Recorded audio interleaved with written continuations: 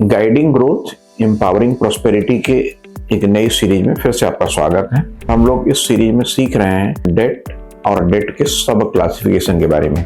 हमने दो classification already discuss कर लिया। पहला क्लासिफिकेशन था गिल्ड और दूसरा क्लासिफिकेशन था डाइवर्सिफाइड डेट फंड। जो तीसरी क्लासिफिकेशन है डेट कैटेगरी के अंदर, उसको हम बोलते हैं fixed maturity plans.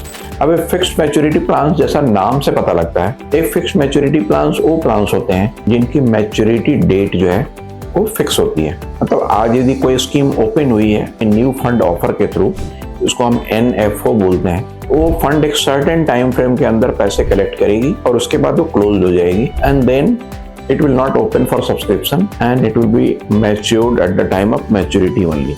So fixed maturity plan वो plans होते हैं जिसमें डेट के बहुत सारे इंस्ट्रूमेंट्स को कंपोज करके उसके कंपोजिशन के साथ एक सर्टेन टाइम फ्रेम के लिए एक नई कंपोजिशन तैयार की जाती है और उस कंपोजिशन में ये डिटरमाइन किया जाता है कि इस टाइम तक होल्ड करने पे ये फंड इस परसेंटेज ऑफ रिटर्न को जनरेट करने की कोशिश करेगी। इस फंड कैटेगरी का ही दूसरा नाम है फिक्स्ड मैच्योरिटी प्लान।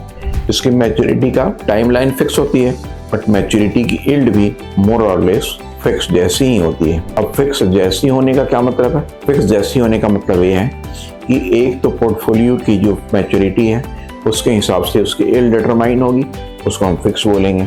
लेकिन उस समय मार्केट में जो प्रिवेलिंग फैक्टर्स होंगे लाइक इंटरेस्ट रेट, उसकी बेसिस पे, उसकी डिमांड एंड सप्लाई के बेसिस पे इसके रेट में थोड़ी बहुत वेरिएशंस आ सकती हैं, बट फिर भी इसका नाम फिक्स्ड मैच्योरिटी प्लान इसलिए दिया गया है क्योंकि इसकी मैच्योरिटी डेट हमेशा पहले से प्री डिटरमाइन की जाती है और वो प्री डिटरमाइन टाइम पे इसकी मैच्योरिटी को फिक्स कर दी जाती है। अगले सीरीज में हम बात करेंगे डेट के एक नए सब क्लासिफिकेशन को लेकर के और फिर मिलते हैं आपसे।